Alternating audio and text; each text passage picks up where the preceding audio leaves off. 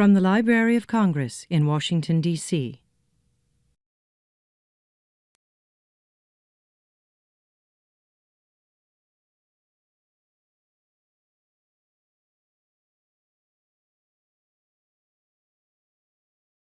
I want to welcome all of you to the beautiful members room here in the Thomas Jefferson building of the Library of Congress. We're very, very fortunate and honored today to have with us Chief Justice John Roberts from the United States Supreme Court and the Right Honorable the Lord Judge, former Lord Chief Justice of England and Wales. They've both graciously agreed to sit down with us today to have a conversation about Magna Carta and its legal legacy. Tomorrow's a very big day for us here at the Library of Congress, and in particular, the staff of the Law Library. For 3 years, we've been planning and working, and so finally tomorrow, we will be able to open officially our exhibit, Magna Carta, Muse and Mentor. It'll be right upstairs here in the South Gallery of this building, and it has been a joy working on this for 3 years. The exhibition is the beginning for the library to celebrate the 800th anniversary of Magna Carta, which will take place next year. Now, as I know many of you know, the centerpiece for the Library of Congress exhibition will be the magnificent Lincoln King John Magna Carta, which is graciously loaned to us to the library from Lincoln Cathedral in Lincoln, England. It is one of the 4 existing exemplifications or copies of Magna Carta that King John granted in 1215.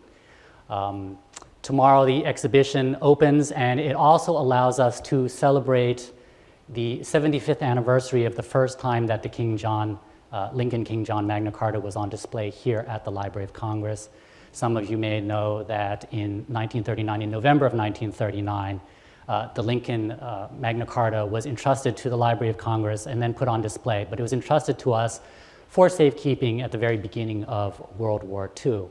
So our exhibition upstairs will help illustrate Magna Carta's influence on the history of rule of law and its impact on the development of the constitutional order here in America.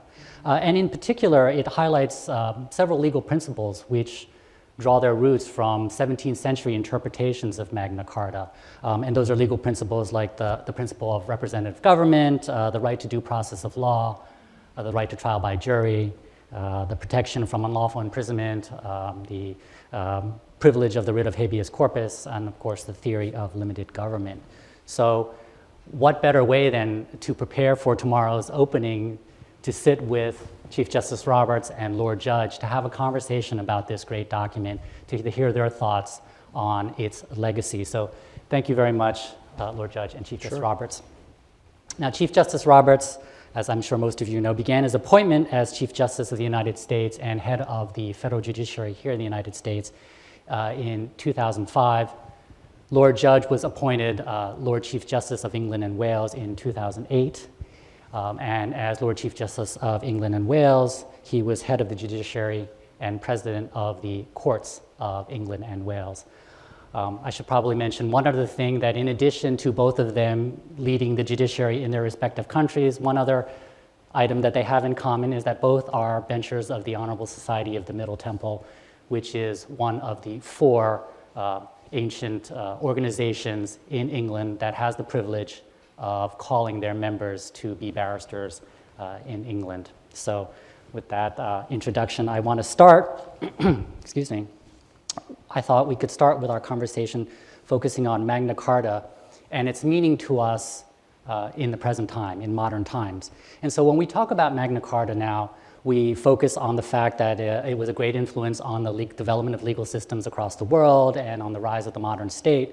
But we also know that in the United Kingdom, in particular, most of the provisions of Magna Carta have been repealed. And certainly in the United States, if Magna Carta were ever considered constitutional law, and I say that with a small c, certainly it would have been superseded by the United States Constitution. So my question is, why is it important for us, for our respective countries, to continue to commemorate Magna Carta in this way? And I will start with Justice Roberts. Thank you. Well, it is, of course, first and foremost an imposing symbol The exact origins of it, I don't think it would have been regarded as a Bill of Rights when it was issued. The barons and the king, I don't think, were terribly interested in promulgating rights that would apply across the board. But over time, it has become a critical symbol. It was a vital symbol during our revolution. John Adams referred to it frequently. If you look at the original seal for the state of Massachusetts, it shows a militiaman with a sword in one hand and a copy of Magna Carta in the other. It embodied for the colonists first what they were looking for in the beginning. They were not looking for independence, they were looking for the rights of Englishmen to which they thought they were entitled, and those were represented by Magna Carta. And it was, as the state seal of Massachusetts, engraved by Paul Revere, shows, that's what they were fighting for. The sword in one hand, Magna Carta in the other. And you mentioned the 1939 transfer of Magna Carta for safekeeping. Again, that was an extraordinarily powerful symbol. The British did not give it over lightly, and I think they did so in a very calculated way. They wanted to remind us that this is what they were fighting for and convey the strong message that you should be too. So it is very useful as a symbol that represents the rule of law, liberties. It's been reinvented over the years. The American colonists, when they looked to it, were looking to it as interpreted by Blackstone, which gave a lot more substance to it as a charter of liberty than I think might have been done in earlier centuries. But it was a powerful symbol at the time of the Revolution. It continued to be a powerful symbol at the time of the Second World War. And it's available whenever you do need resort to something that in a tangible way represents these basic fundamental liberties. Lord Judge? I rather agree with that, and I think that what the Chief Justice has said about the Magna Carta being here in 1939 reminds us that although this sounds as though it's an academic subject, it isn't. In 1939 and 1940, there was a very strong possibility, indeed, I put it further, by the end of 1940, all Europe, bar the islands offshore, was under the jackboot. Now, it's easy for us sitting in this beautiful building to take for granted that all the things that matter to us about our freedoms are there to last forever. Well, they don't necessarily last forever. In 1939-40, England was very close, Britain was very close to losing the war. For the Charter to be here meant that it would be preserved. Of course, Lincoln Cathedral wanted it back. Any cathedral that's got a 1215 charter has got a treasure of, well, infinite magnitude. But if you don't take your freedoms for granted, then Magna Carta becomes a much more vivid, vibrant document. If I may just go back to it, there are actually 4 charters, 1215, 1216, 1217, 1225. None of them is called Magna Carta. King John never signed one, he sealed it. And the 3 things that are perhaps most important in it are one clause that people always forget.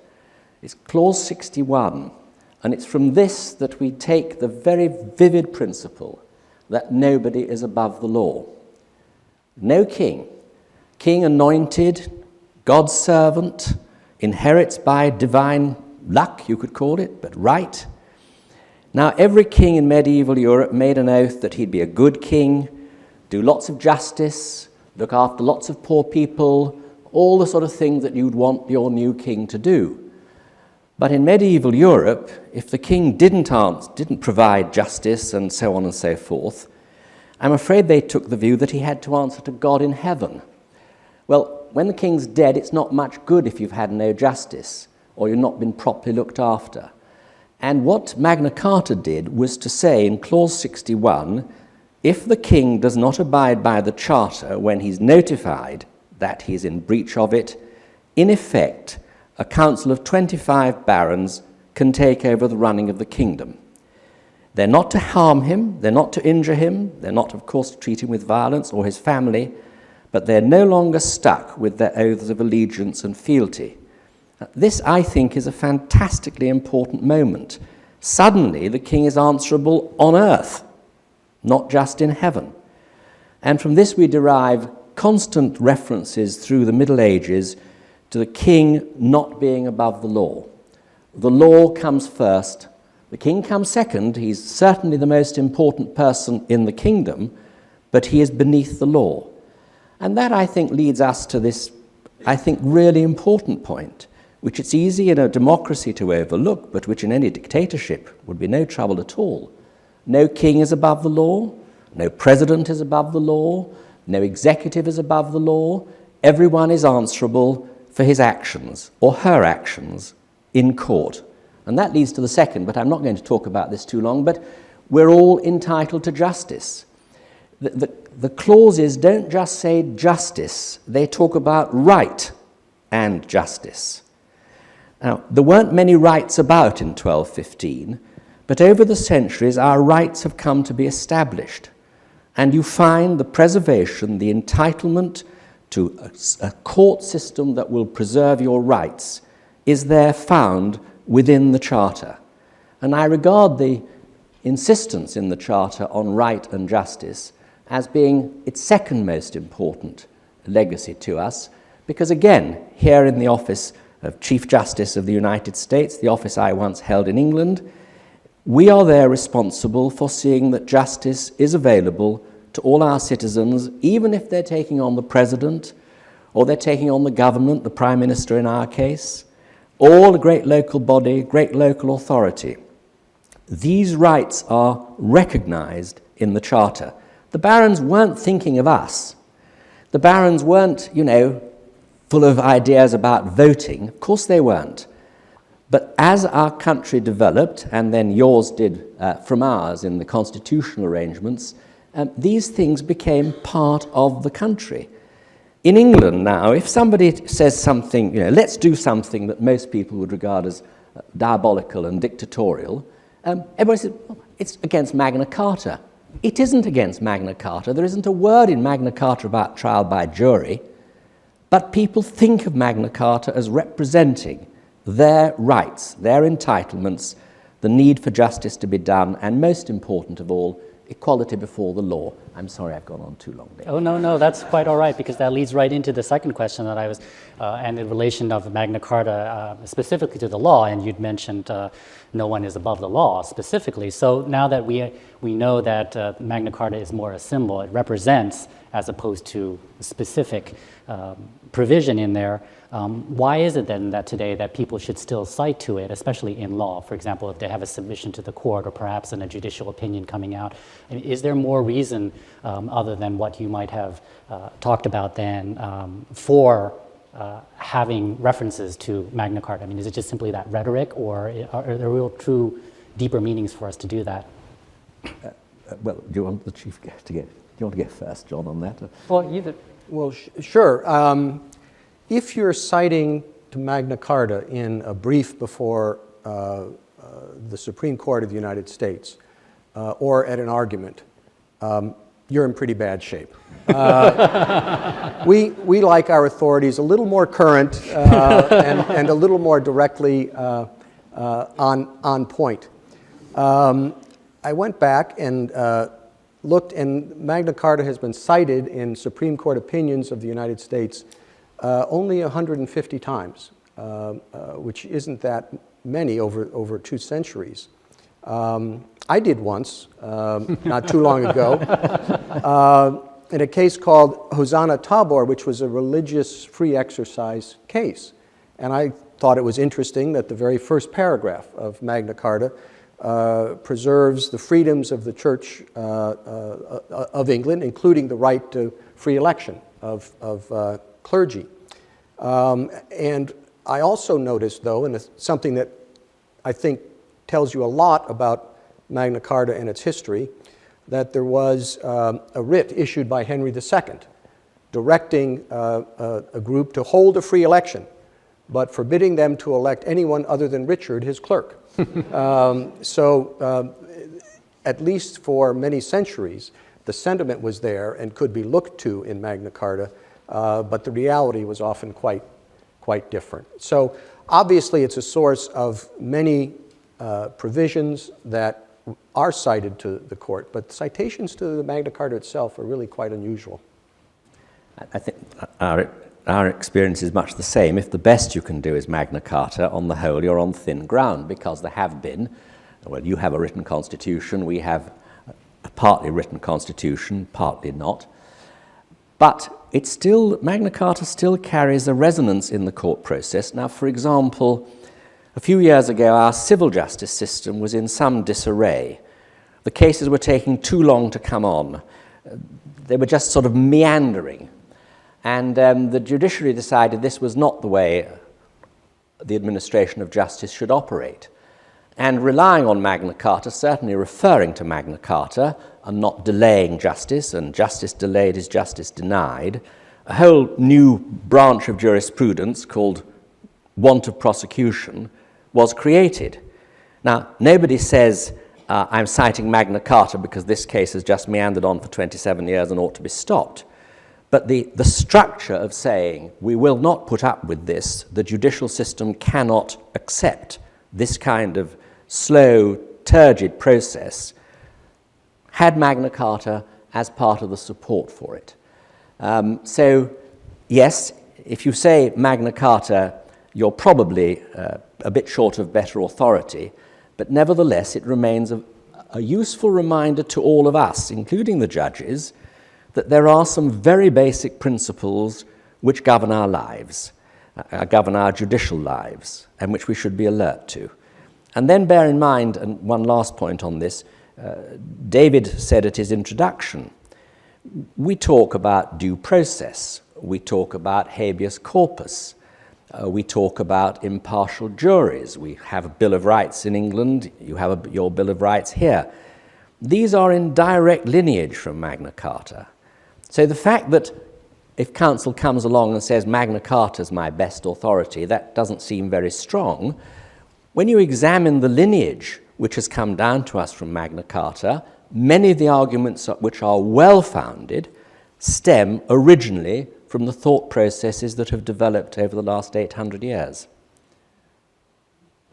Okay, well, thank you. I think maybe we'll move along then and talk a little bit about Magna Carta and its relation to the development of constitutional government then, outside of the law, I guess, in this context.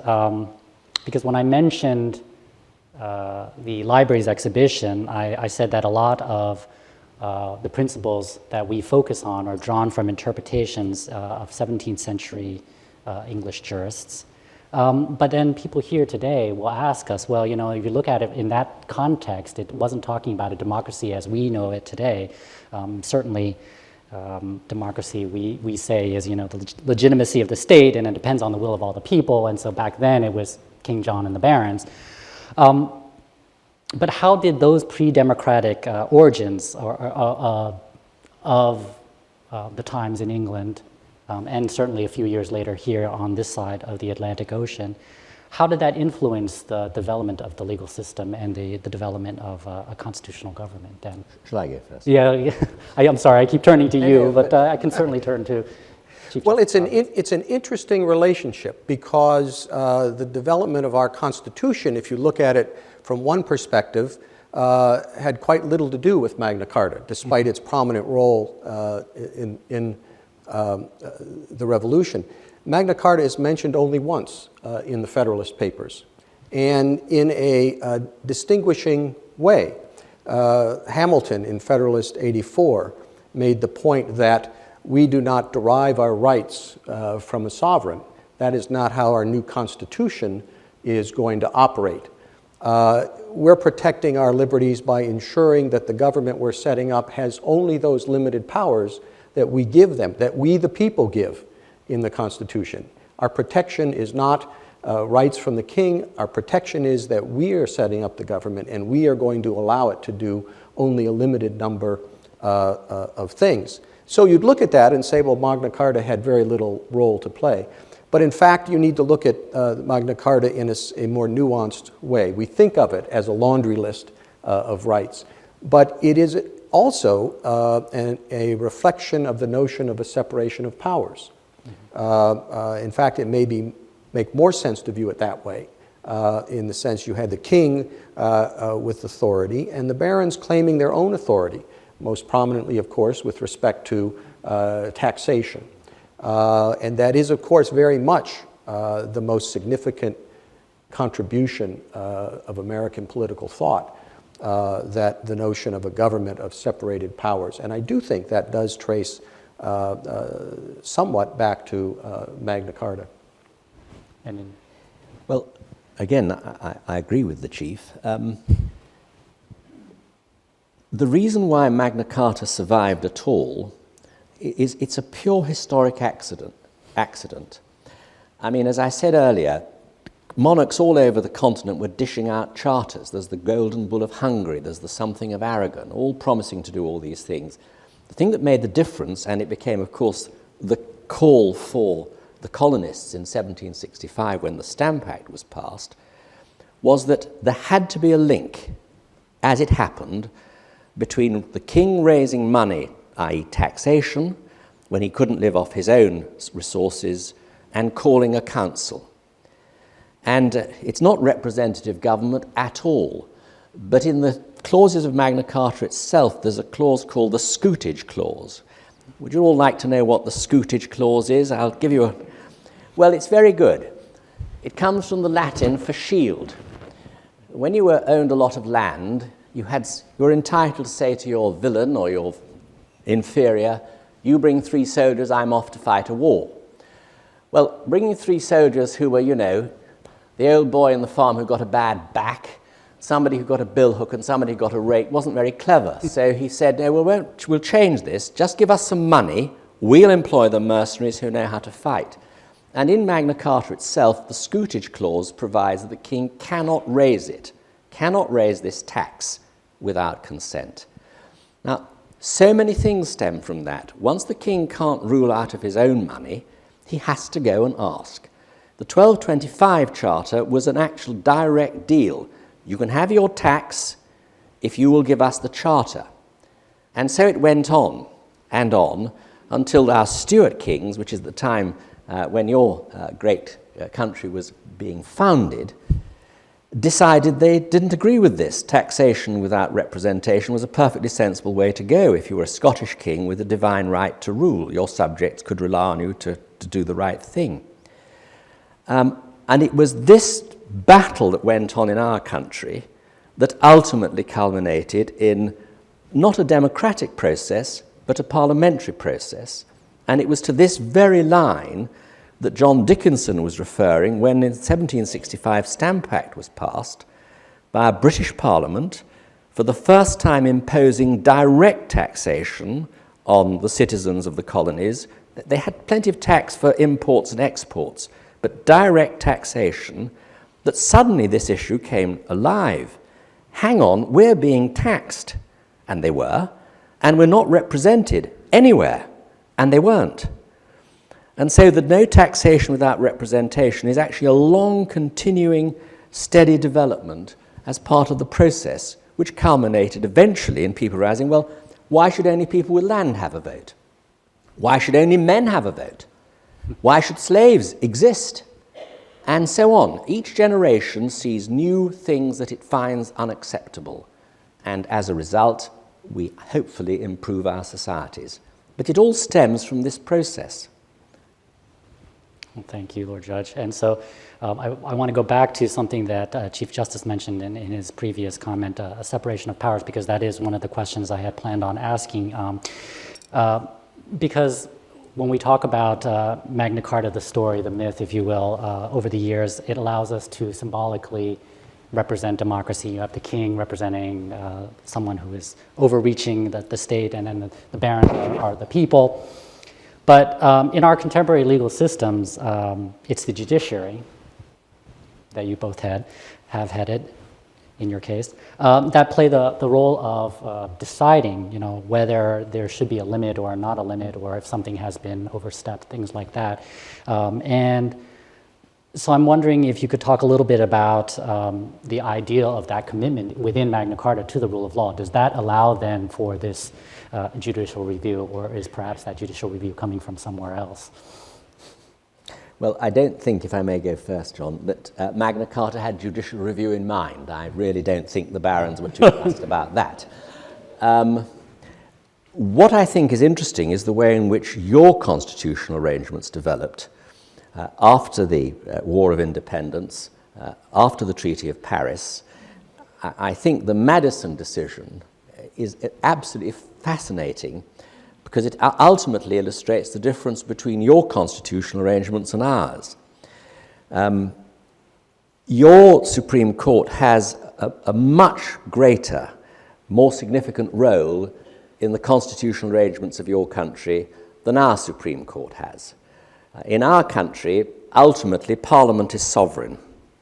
You decided that, after all, the Parliament that could pass the Stamp Act and impose taxation on you, and then a declaration that you had to obey any act of Parliament, whatever happened, and so on and so forth, was not the way to go forward. And because of this, our systems diverged. You created a Supreme Court system which is much more significant constitutionally than ours. We rest most of our power still in Parliament. But in the end, in our country, the judges have to make sure that everybody is acting in accordance with the law. So we have plenty of judicial review proceedings. Our present government is taking very great umbrage at the number of judicial review applications that are made. The way you challenge somebody who has exercised power which he or she does not have is, in our country, through judicial review. But it's a slightly different process to the one that you have here, where, well, let me explain what I mean. Termination of pregnancy, I know, a very sensitive subject, ultimately is decided here by your Supreme Court. In England and Wales, in Great Britain, it's decided ultimately by Parliament. So the two constitutions diverged, and I think the divergence was consequent on what Parliament had done to the colonists in the 18th century. It's interesting, if you go look at one of the great doors in the front of the Supreme Court, there's one with 4 panels. Mm-hmm. The panel on the bottom is King John sealing Magna Carta. The next panel up is the 1275, the Statute of Westminster. And the next one up is Lord Coke and James I. And on top is John Marshall and Joseph Story. And they're said to be discussing Marbury versus Madison, showing the direct lineage from Magna Carta on up to what you rightly say is the foundation of judicial review in our country. Now, unfortunately, Cass Gilbert, the architect, said no, they weren't talking about Marbury at all. But that's one of those, the facts shouldn't interfere with a good story. But Magna Carta was significant with respect to judicial review in another way. It was written down, and that became very important for us. If you read Marbury against Madison, what Marshall said is basically we have this text and we have this statute, and if the statute conflicts with this text, one or the other has to yield, and we enforcing this judgment. We're just deciding a simple case between Marbury and Madison, but to do so, we have to see which text controls, and obviously the Constitution trumps the statute, and there is no judicial review clause in the Constitution. There is a provision that the court will decide cases and controversies.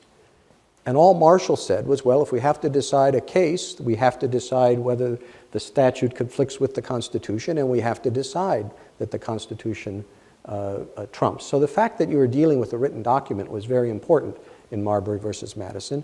And from our perspective, at least, that's one of the important features of Magna Carta. And also one of the things that makes the institution of judicial review a little more palatable from democratic theory in our system.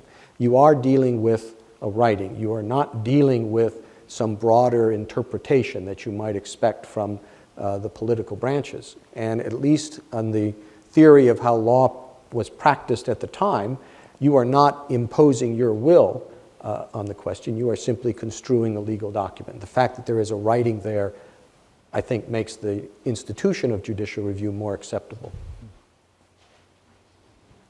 Thank you. One other area that I thought might be of interest to our audience is talking about Magna Carta and the concept of higher law. And here what I'm talking about is the underlying tradition that there is a higher law underlying some of our rights.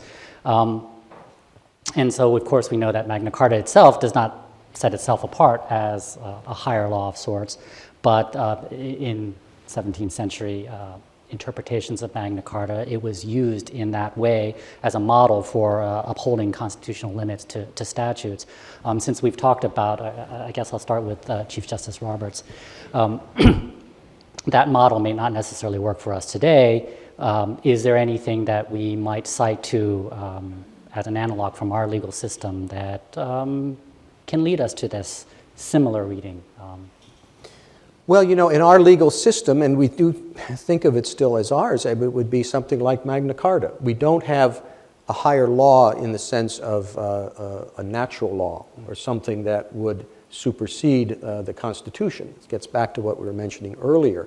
The Constitution is granted by we the people, and so you would not look to some principle of higher law to inform the interpretation. But if you are asking for where the spirit of the document can be found, it does go back to Magna Carta. We claim that as much of our legal heritage as you do, Lord Judge. Now, and in obvious ways, the Constitution did not contain a Bill of Rights. That's consistent with the notion. We don't need a Bill of Rights because the government only has such powers as we have decided to give it. Now, to get the Constitution ratified, they needed to more or less promise, well, we'll add a Bill of Rights at the end. And when you look at it, of course, it certainly has echoes of Magna Carta in it. So I can see people thinking of Magna Carta as a higher law that informed our Constitution, but it wouldn't be something that we would cite to and say, we wouldn't appeal to it to get beyond the Constitution, as some theorists of natural law might. Well, again, I share that view. I think you need to be rather careful of whether they're jurists, judges, academics, or just citizens, or even just politicians, claiming that there's some natural law to justify whatever it is they wish to justify. That becomes very vague, doesn't it? Your natural law, your sense of morality, mine, his, hers, can all be very different. You do need to have a very clear structure and certainty in the law. I don't think Magna Carta was appealing to any higher authority. I think Magna Carta was just trying to bring the king down to earth, subject to the law. And the only other thing I would add is that I think it's very significant that when the first charter of Virginia was issued in 1616, guess what its title was? The Great Charter, Magna Carta. And it was created by a man called Edwin Sandys, who was a member of the Middle Temple, like your chief is and I am, who'd been imprisoned by the king, but somehow or other he bamboozled the king into giving this charter to Virginia, in which the rights of the colonists in Virginia were to be the same as any Englishman, and they expressly included equality before the law, freedom of speech, and trial by jury. And thus, the first charter in the United States, future United States, came to be called, in effect, only in English, Magna Carta. There's a whole lot of stories about this that can go on, but what I'm driving at is that it's not a higher law issue at all. These are the rights that you have as a colonist. And it was those rights that the colonists in 1776 and so on were fighting to achieve for themselves because they weren't getting them. Thank you. Well, I have two more questions, areas. The first one is really talking about Magna Carta and its symbols, since we are celebrating its 800th anniversary. Well, next year we'll celebrate its 800th anniversary, but really thinking about Magna Carta and the future. And so We like, as we mentioned quite a few times here, that it's more of a symbol. It symbolizes rule of law, insurrection against tyranny, limited government, popular sovereignty. But I guess my question to you to start, Lord Judge, would be, if you were to think about this as a symbol, which one of those, or any other ones perhaps that it might stand for, would you prefer Magna Carta to stand for the next 800 years, to lead us forward into the future? I have no doubt about my view. It's rule of law. Because all the others actually stem from respect for the rule of law. So that's the one that I would say is the most precious of all, and the one which I hope will continue. Short and sweet. Well, I certainly agree with that. I mean, it is the basis. And then when you think of Magna Carta as a symbol, I like to think of it as a cornerstone. We celebrate the 800th birthday as we would celebrate the laying of a cornerstone for a building. And what we've built on that cornerstone is something we call the rule of law, which is, you have to be careful not to think of it as sort of a throwaway phrase. Lord Judge, you and I see it every day, just across the street. To be there, 9 lawyers, and in front of us is another lawyer arguing a particular point. Let's say, you know, when I practiced, I always felt thrilled to be able to stand up and represent the United States. But when I was in private practice, it was a little more thrilling, because you knew that all you had to do was convince 5 other lawyers that your view was correct, and the United States government, the most powerful force on earth, would recede from their position. That's what we mean by the rule of law, that what happens in the Supreme Court building across the street, what happens in your judicial buildings, is a restraint of power and might, exactly what the barons were doing at Runnymede when they coerced the king into granting the charter. So it's very much, when we say the rule of law, we mean something very concrete and very practical, and it certainly traces its origins to Magna Carta. Great, thank you. And if I may just add, and one reason why we live in communities which are basically peaceful, I know there are, of course, everybody has troubles from time to time, is that I believe, am I being naive, that most people in our countries, respect the rule of law. They don't want violence in the streets. They want people who are violent to be arrested. They don't want the strong to always win. And this is practical rule of law. This is what means that people go up and down the street, just getting on with their lives, looking after their families, and so on and so forth. Rule of law is not an esoteric, wonderful academic subject. It's practical, hard reality. Thank you. My last question really was just to open it up and say, is there any one final thought that you would like us to think about? Well, yes. I want to go back to where I began.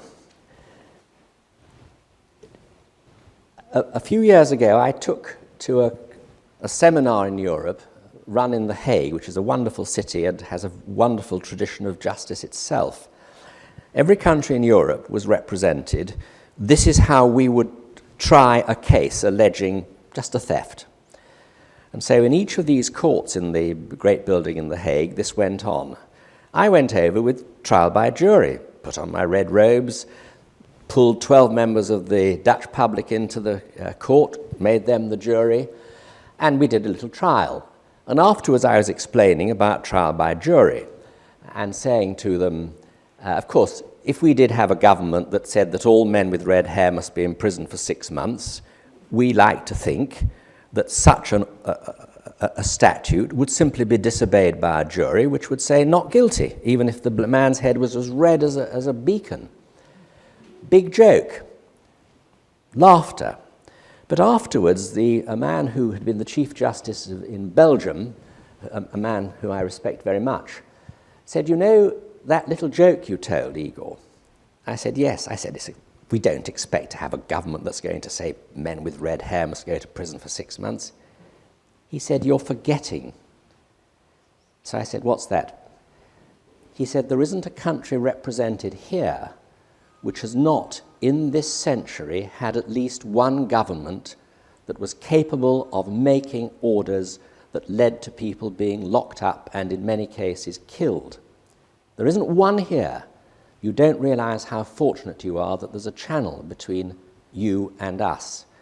And we, and you, of course, have got to be careful never to take these things for granted. The rule of law applies because you have independent judges, but in the end it also matters that your community, our community, accept that this is the way we run. That there isn't a government that says, well, the judges can say what they like, we're going to do this. And that the governments also respect the rule of law. I think that's a crucial part of it.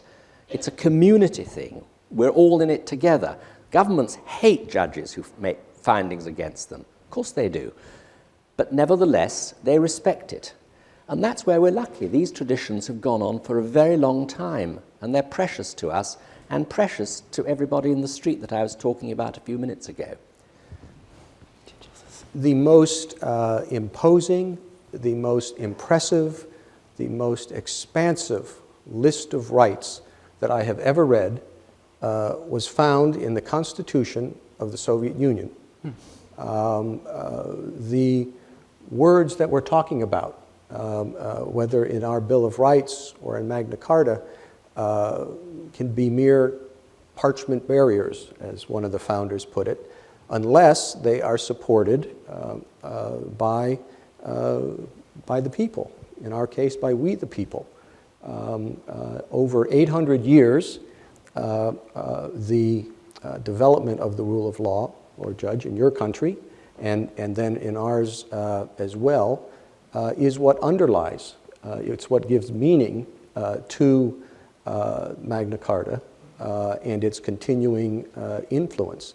And one reason I think the 800th celebration is so important because it reminds us that we have the obligation to carry forward the values represented in that document so that it doesn't become simply a list of meaningless rights as it was in the Soviet Constitution. Right, very well said. And so that's why we do celebrate the 800th anniversary Magna Carta. Thank you very much for coming this afternoon. I hope you'll join me in thanking Lord Judge and Chief Justice Roberts. Thank you. Thank you. Thank you very much. Well done. Well done. This has been a presentation of the Library of Congress. Visit us at loc.gov.